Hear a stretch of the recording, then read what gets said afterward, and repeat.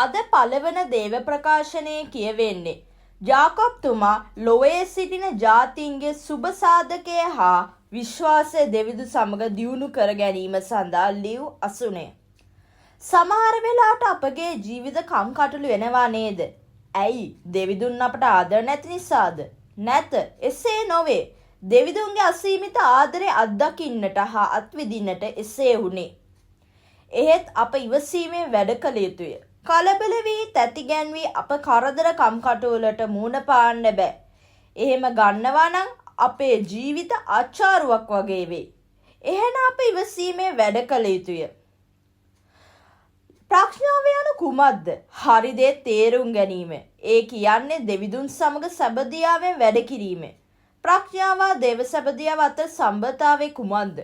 දෙවිදුගේ බලමහිමේ ක්‍රියා හා දෙවිදු අප සමග සිටින බව දැනගන්න පුළුවන් එම ප්‍රඥාව තුලින්. අපට ඒ ගෙන දෙන්නේ ශුද්ධාත්මයන්න් වහන්සේ. අප වැඩක යෙදී සිටියත් කලබල වී සිටියත් අප ශුද්ධාත්මයන්ට යාඥා කළ යුතුය. එවිට අප පූර්ණ වී අපේ ජීවිත නිදහස යුක්ත සැහැල්ලුවෙන් ගත කර හැකිය. සැක කිරීම ඉතා අභාග්‍යවන්ත දෙයකි. දෙවිදු සබදියාව එතන කැඩේ. ඇයි අප යම් දෙයක් ගන්දිද්දී දෙගඩියාව සිටිය යුතුය. මොකද්ද? අප දෙගඩියාවේ සැකයුතු හිටියොත් දෙවිදුගේ විශ්වාසයට ලොකු ඍණාත්මක බලපෑමක්ය. ධනවතා ඔවුන්ගේ දෙගඩියාවෙන් හා බයෙන් සිටි. ඔවුන් සිටින්නේ සල්ලි නැති වුණාට මිනිස්සු කතා නොකරයි කියලා. ඒ වගේම මොන හරි නරක වැඩක් කරලා සල්ලි හොයාගනි.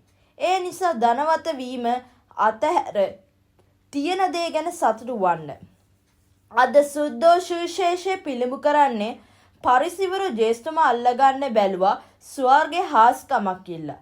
ඇත්ත මෙතන පිළිඹු කරන්නේ ජේෂ්ඨතුමා දෙවිදුගේ පුත් නොව කියලා සැක කරනවා.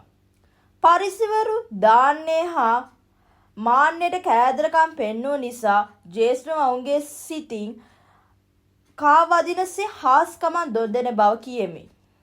අප එසේම ජේසුතුමා අදහන්නේ ඇත්තටද ආදරයට? නැත්නම් ලෞකික වස්තුන් සඳහාද? ඔබට ජේසු පිහිටයි.